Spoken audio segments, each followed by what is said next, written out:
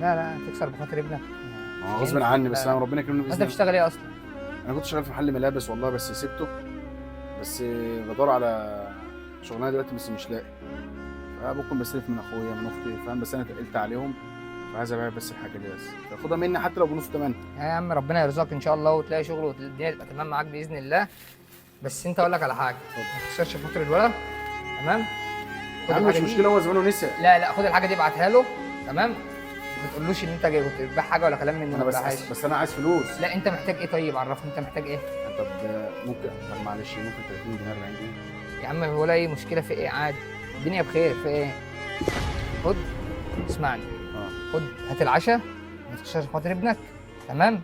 وهات العشاء وانت بس انا ما مروح. اعرفش ارجعهم لك تاني، بقول لك انا يا عم سيبها على الله، في ايه يا عم؟ الدنيا بخير مش عارف ارجعها لك يا عم، تاني. ترجع يا عم، سيبها على الله، ما تشغلش انا بالك. هحاول ارجعهم لك، بس ما رجعتهمش. يا عم سيبها على ممكن الله، تسامحني؟ انا مسامحك يا عم، في ايه؟ والله. الدنيا بخير يا عم، في ايه؟ ربنا يرزقك.